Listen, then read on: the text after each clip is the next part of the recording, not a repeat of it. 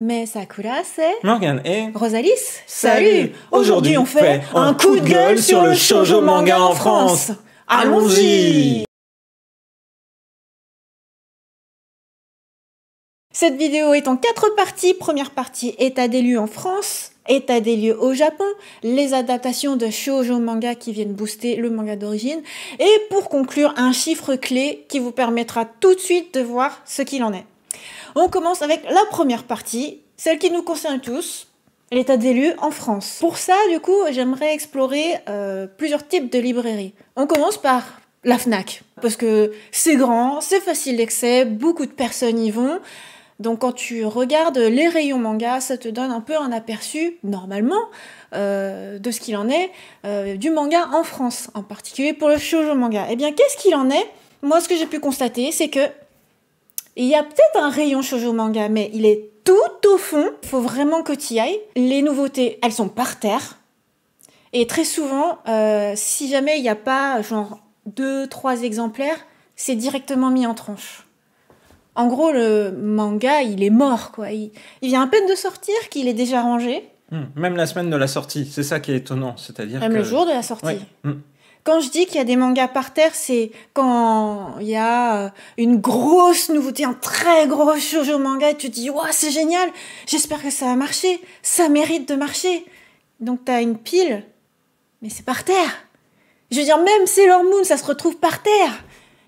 Et voilà, et puis moi j'attendais certains shoujo mangas, et c'est des gros phénomènes au Japon, et en France, quand ça arrive, tu te dis c'est génial, on a une chance incroyable de l'avoir en francophone et en France, et puis il y a la Fnac. Mais voilà, c'est au fond, c'est par terre, c'est en tranche.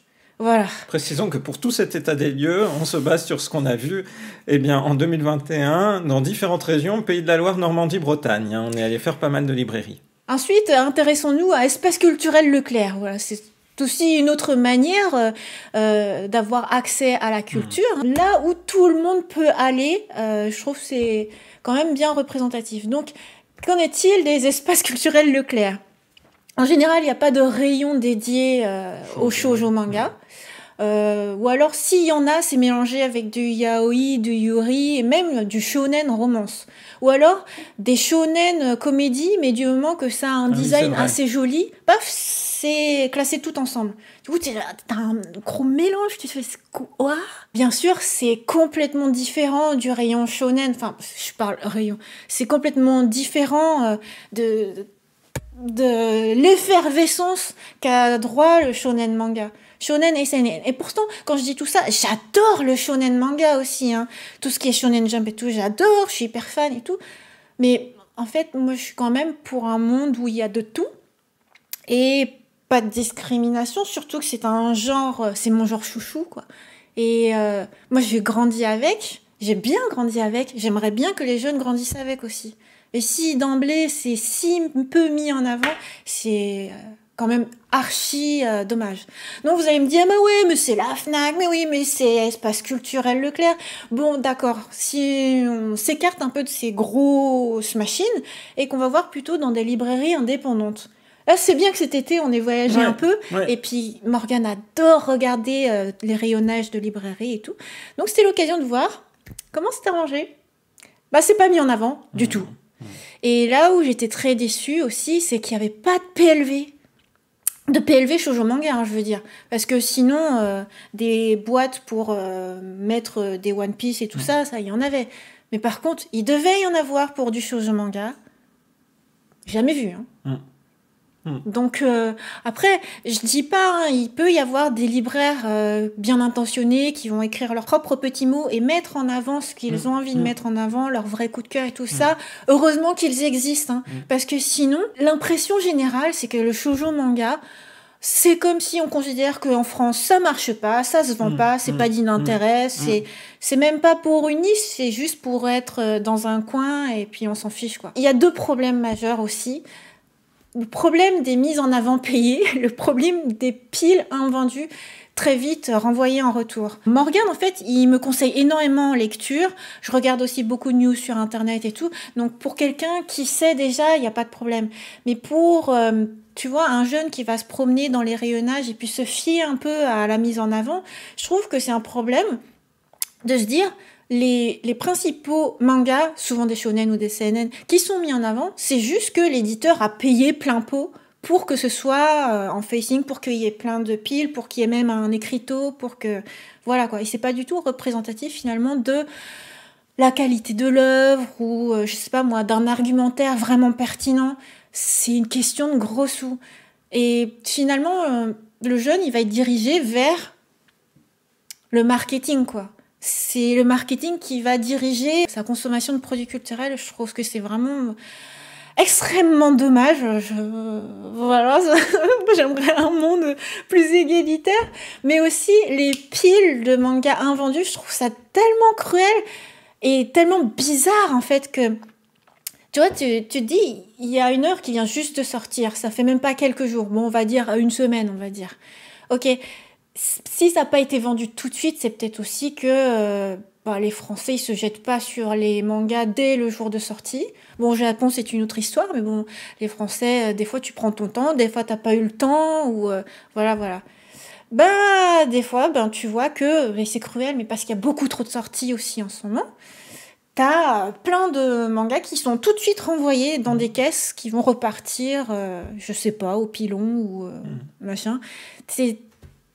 Alors que je sais très bien qu'il y a des personnes qu'on connaît qui achètent pas le jour même, qui attendent peut-être juste leurs vacances pour aller acheter tous les mangas qu'ils ont envie d'acheter, ou qui attendent juste d'avoir le budget, ou un truc comme ça. Ça y est, tu t'es pas dépêché, c'est plus disponible. Si ça se trouve, il reste même pas un seul exemplaire, parce qu'il y a pas de place. Parce que de toute façon, il faut tellement placer des shonen manga, il faut tellement placer des One Piece, des Naruto et des Demon Slayer.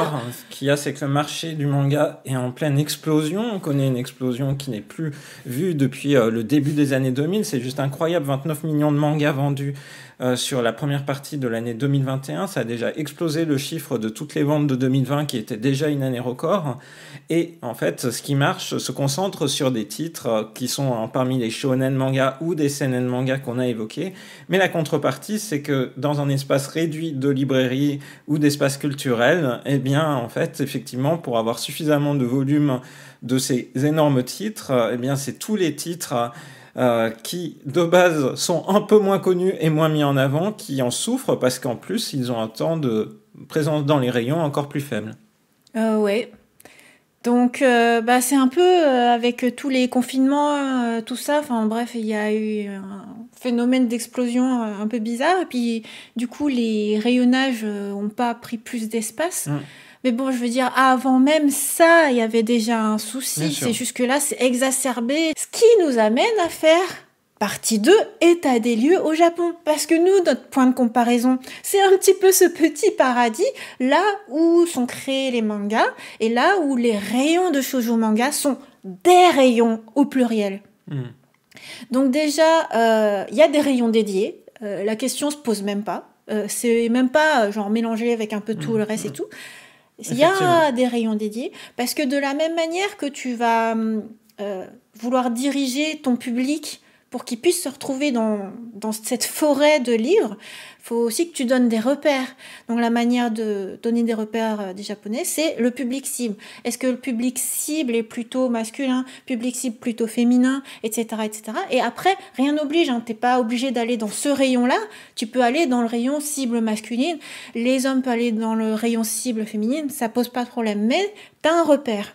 Ce qu'on voit de plus en plus d'ailleurs, ce mélange-là. Oui, ça c'est vrai. Et donc, shoujo manga, public cible, petite fille, jeune fille, ok.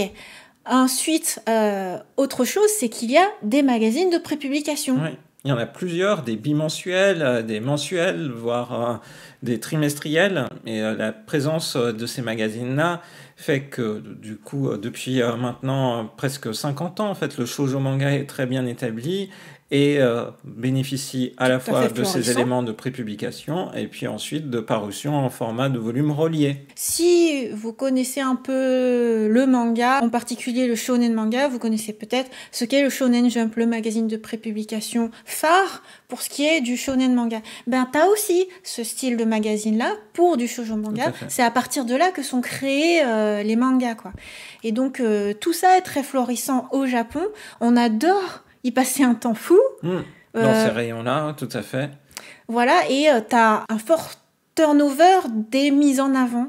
Parce qu'il y a beaucoup de parutions, beaucoup de publications. Par exemple, on est très content quand on voit arriver Hanano-kun ou Yubisaki Torainen. Tout de suite, en fait, tu as un grand facing, tu as plein de posters, tu as même des dédicaces, tu as des expositions, tu as beaucoup d'exemplaires aussi. Et voire même, avant même le jour de sortie, tu as un petit panneau pour dire, voilà, à telle date, il y aura la parution. Voilà, faut se préparer. C'est foisonnant, quoi. Tu vas dans les rayons shoujo manga, tu te dis pas... il y a des trous, il y a aucune nouveauté. Voilà, c'est... Je pense que c'est intéressant de s'arrêter une minute par rapport à ce qu'on disait dans l'état des lieux en France, hein, avec l'explosion du shonen manga et du seinen manga et des titres comme Demon Slayer. Au Japon, on l'a vu aussi, hein, Demon Slayer a été un énorme phénomène qui n'est pas venu en fait empiéter sur les rayons de shoujo. Les rayons de shoujo sont des rayons qui sont bien établis avec bien en fait une mise en avant qui reste stable. Et donc on voit, comme tu le dis, les différents éléments, mais c'est un genre réputé, établi et bien identifié et identifiable dans les librairies. Je voulais dire ça parce que on pourrait se dire, mais du coup, au Japon, comment ils font? Bah, en fait, ils se sont arrangés en termes d'organisation globalement des librairies, des rayons, pour que, en fait, l'essor de l'un des types de manga ne vienne pas ternir la visibilité que d'autres genres peuvent avoir. Non, mais tout simplement, puisqu'il y a beaucoup de ventes tout à coup de Demon Slayer, de Kimetsu no Yaiba, ils ont rajouté des tables, des tables temporaires pour toute la quantité de mangas. Voilà. Pareil pour quand tu as une sortie de One Piece, tu as un espace temporaire où tu as la grande quantité de trucs, et puis voilà. Et je sais pas, c'est comme si tout d'un coup, parce que One Piece sortait, la rentrée littéraire devait jarter. C'est un peu impensable. Il te faut des romans, il te faut des récits de voyage, il te faut des beaux livres, il te faut des shoujo manga, et il y a aussi les shonen et les seinen manga. Mais alors, pourquoi le shoujo manga il est à ce point relayé en second plan en France, à ton avis? Parce que c'est une société patriarcale.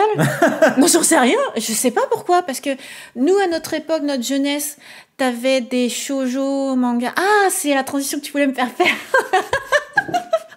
Il y avait des shoujo manga adaptés en animé qui passaient à la télévision, qui nous ont nourris. Et c'est vrai que nous passons donc à la troisième partie, qui est les adaptations de shoujo manga, notamment qui permettent de booster le manga d'origine. Alors ça, il faut signifier que dans le marché éditorial, que ça soit en France, aux États-Unis ou au Japon, c'est un fait établi que la diffusion d'un animé booste considérablement en fait le manga qui est associé. Et par exemple au Japon, quand c'est pas le cas, si par exemple une saison d'un animé ne booste pas le manga, au final, il y aura pas forcément de saison ultérieure. Alors, du coup, c'est quelque chose qu'on a vu en France. Hein. Déjà, il y a 20 ans, quand par exemple l'animé de Rurouni Kenshin arrive, ça booste les ventes du manga Kenshin no Vagabond. Et de manière générale, c'est quelque chose qu'on a revu là très récemment avec, par exemple, Demon Slayer ou encore Jujutsu Kaisen. Donc, en tout cas, pour le cas particulier de la France, dans les années 80, il y avait des chaînes de télévision qui diffusaient du coup gratuitement à la télé, très régulièrement, des adaptations de mangas en animé. Donc il y avait beaucoup de choix et beaucoup de choses à cette époque-là. Puis il y a eu une décision politique qui était les mangas c'est violent, c'est porno, c'est pas bien, tout ça. Donc il y a eu un espèce de gros flottement où c'était un peu difficile d'avoir accès à l'animation pour le très grand public. Il y a eu plusieurs éléments. Il y a eu aussi une volonté d'avoir plus de production française à la télévision. Et on en est à un stade différent maintenant avec la VOD, avec Netflix, avec toutes les plateformes spécialisées animation, Crunchyroll, Wakanim, ADN, etc. Maintenant, c'est devenu beaucoup plus facile d'accès. Sauf que, au Japon, les adaptations de shoujo manga, qu'en est-il? En fait, c'est beaucoup plus axé sur les adaptations en film, donc en film avec des vrais acteurs, et en drama. donc en série, mais avec des vrais acteurs aussi. Donc, par exemple, des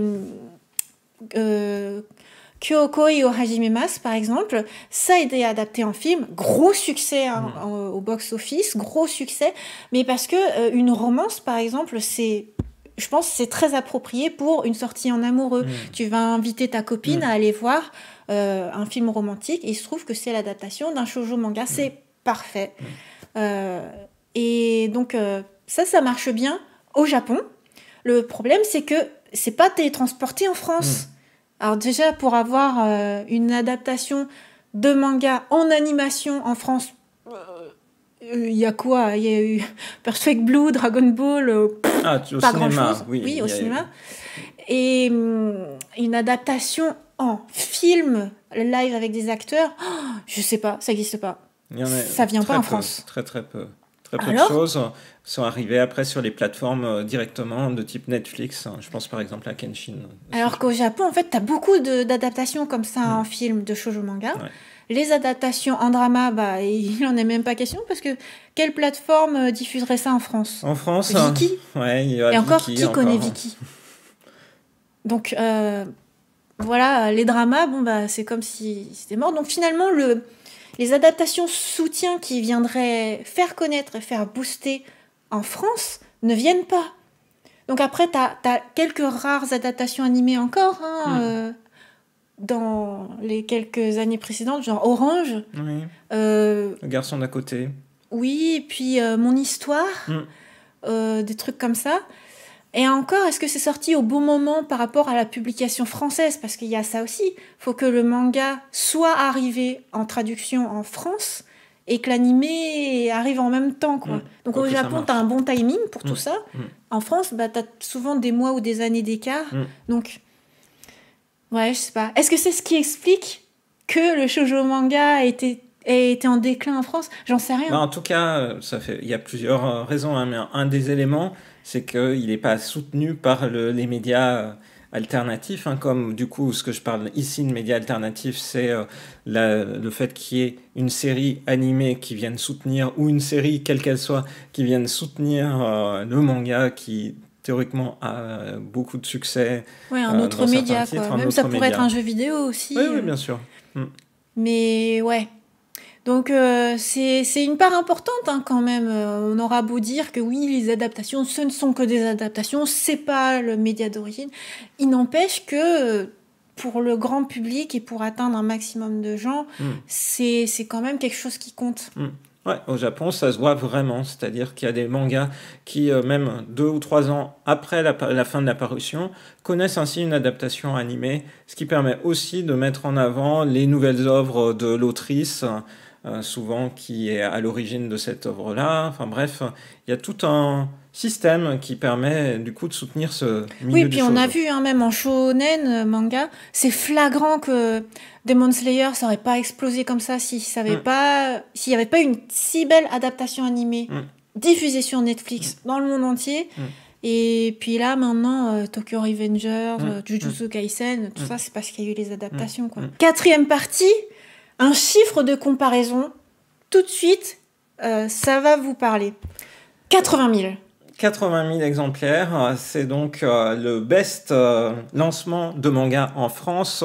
C'est donc pour Glénat et la sortie du tome 99 de One Piece. Mais en fait, 80 000, c'est aussi le nombre d'exemplaires vendus du tome 5 de A Sign of Affection au Japon au cours de sa première semaine de parution. Donc, certes, au Japon, il y a plus de lecteurs parce que simplement la population est plus large. 125 millions de personnes contre à peu près 70 millions de Français. C'est la provoque, pardon. Donc, ce que je veux dire, c'est qu'ils aiment beaucoup lire, quoi. Oui, ça, par contre, ils aiment beaucoup lire. Mais les Français aussi, normalement, non? Oui, mais voilà. Du coup, ça donne un ordre d'idée. Voilà. Donc, un manga, un shoujo manga au Japon, comme A Sign of Affection, best-seller, arrive à vendre sa première semaine autant de tomes qu'il ne se vend de One Piece durant sa première semaine de parution en France. Ça donne une idée quand même du phénomène et de la mise en avant. Et réinsistons sur le contexte de chaque. Pour A Sign of Affection, Yubisaki Toranen, c'est le tome 5. C'est quand même une série relativement récente. C'est un shoujo manga, c'est vraiment ciblé Jeune fille, c'est de la pure romance. Sa première semaine de mise en vente, 80 000 exemplaires. Top 5 au Top Oricon, donc dans le classement des meilleures ventes, tout manga confondu, y compris shonen, seinen. Ce shoujo manga arrive en 5e position avec 80 000 exemplaires vendus. En France, One Piece tome 99, l'arc Wano, c'est le meilleur arc, il faut le dire. Wano Kuni, meilleur lancement de tous les temps de manga en France, ne fait entre guillemets que 80 000. En fait, 73 000. Oh la vache, moins que Yobisaki Toranen. Oui. Donc, je veux dire, le meilleur en France fait autant que une nouvelle série shoujo manga au Japon. 80 000 exemplaires. Donc, tu peux quand même te dire que A Sign of Affection en France peut au moins faire, bon, peut-être pas 80 000, mais 70 000. S'il était mis en avant correctement à la mesure de sa valeur, quoi. C'est-à-dire que on peut pas quand même se dire qu'au Japon, la population est plus romantique qu'en France. C'est la France qui est le pays de la romance, non? C'est ce que pensent les Japonais. Le pays du baiser, mais bien sûr, c'est comme ça que le voient les Japonais. Donc tu peux décemment pas te dire que juste parce qu'un manga est une romance, ça va pas se vendre en France. Tu peux pas te dire parce que le public cible au Japon est féminin, ça va pas se vendre en France. C'est comme s'il y avait pas de femmes en France. Et voilà, c'est un petit coup de gueule, je comprends pas.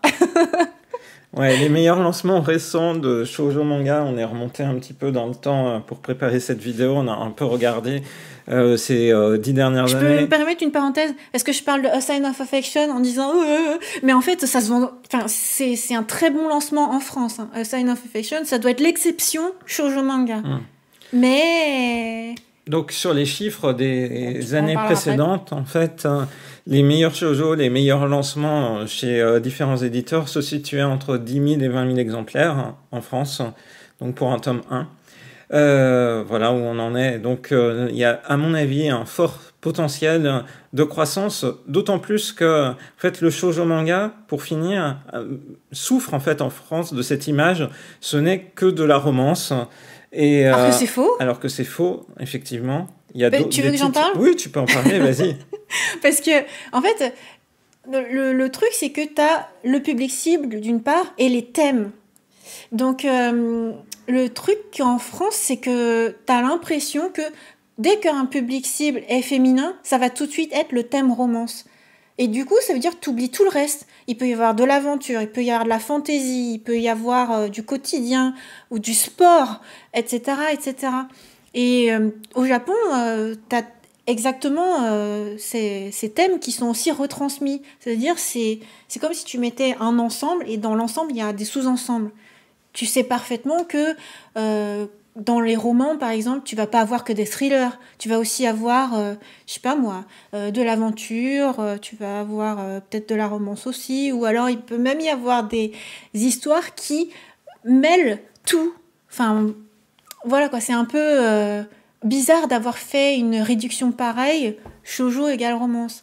Par ailleurs, dans les publics cibles masculins, il existe aussi la thématique romance, qu'on appelle comédie romantique, rom-com, comme tu veux. D'ailleurs, des fois, c'est même pas comique, c'est même pas de la comédie, mais c'est purement romantique. Donc, tout ça pour dire... c'est un peu bizarre, quoi. Ouais, c'est un genre vraiment très riche qui, malheureusement, en France, n'est pas encore revu directement à sa juste valeur. Je dis pas encore, ce qui est paradoxal, là où en fait, ça fait depuis la fin des années 90 qu'il y a des shoujo manga qui paraissent. Il y en avait d'ailleurs d'aventure dès le départ, hein, puisque Fujii Yugi, par exemple, quelque part, c'était un isekai. Oui, carrément. Isekai, fantastique, fantasy, aventure. Je n'utilisais pas ce terme-là à l'époque, mais c'était tout à fait ça. Et puis maintenant, c'est pareil. C'est-à-dire que quand on va vraiment dans des rayons de shoujo manga français, ou en tout cas quand on s'intéresse à l'offre éditoriale, on constate qu'il y a bien des œuvres de science-fiction, des œuvres fantastiques, il y a de la romance, il y a de la comédie romantique parfois. Bref, une grande variété qui mériterait d'être plus découverte. Et un exemple tout bête, mais par exemple, on a l'image dans la littérature jeunesse, par exemple, que les princesses, c'est que pour les filles. Dans tout ce qui est manga, dans les shoujo manga, il peut y avoir des mangas de princesses, mais dans les shonen manga, il y a aussi des histoires de princesses. Mon préféré, c'est Sleepy Princess in the Demon Castle, où l'héroïne est une princesse. Donc tout ça pour dire que c'est un peu bête de mélanger cible éditoriale japonaise, en plus c'est même pas cible éditoriale française, de mélanger ça avec thème. Voilà. Eh bien, du coup, on espère que progressivement, en fait, cette situation puisse s'améliorer. Je vois pas qu'est-ce qui pourrait faire en sorte que ça s'améliore. Et on félicite les libraires qui le font, puisque dans la gamme de librairies spécialistes qu'on a visitées, par exemple, parfois les mangas shoujo manga étaient mis en avant. Et donc, je pense que... Ouais, les librairies spécialisées manga, souvent, en fait, il y a quand même une meilleure identification. Donc, quand j'ai parlé librairie indépendante, c'était librairie généraliste, de tout, en fait. Mais, ouais, en gros, c'est de la méconnaissance, quoi, je pense. Souvent, c'est de la méconnaissance, effectivement, avec... Mais c'est normal, il y a trop de choses qui sortent tout d'un coup, et puis il n'y a peut-être pas assez d'explications, tout pas ça. Forcément assez le temps. Morgane, je compte sur toi pour renseigner les gens. Nous allons continuer de faire des vidéos détaillant un petit peu ces différents éléments. La clé de tout, c'est l'information. Et puis vous partager effectivement des comparatifs entre justement la manière dont le manga arrive au Japon dans sa forme originale, magazine de prépublication et ou site web, application web. Est-ce qu'en bonus, on peut quand même dire qu'est-ce qui a déclenché ce coup de gueule ? Oui, bien sûr. Donc, il y a un shoujo manga qu'on adore, qui marche d'enfer au Japon, qui est très mis en avant dans notre magazine de prépublication de shoujo manga préféré, qui paraît en France sous le nom À tes côtés, et que nous avons à peine trouvé en librairie. Et quand on l'a trouvé, il était déjà en tranche. Mais il y a des endroits où il n'était même pas mis en rayon. Oui, tout à fait. Sachant qu'on y est allé, eh bien... Là où on l'a vu en tranche le lendemain de sa sortie et là où il n'était pas mis en rayon 3 jours après sa sortie, en fait, il n'était pas commandé, très clairement. Bah ouais, et puis entre guillemets, ça va qu'il existe Amazon. Parce que finalement, comment tu fais pour trouver Après, vous allez me dire, sinon, il faut commander auprès du libraire. Oui, mais tu vois, c'est ça le problème. C'est un jeune qui veut acheter au moment où il a un peu d'argent. Il prévoit peut-être pas en avance, il veut l'avoir un peu comme tout le monde au moment de la sortie, dans son magasin, à côté de chez lui. Et ouais.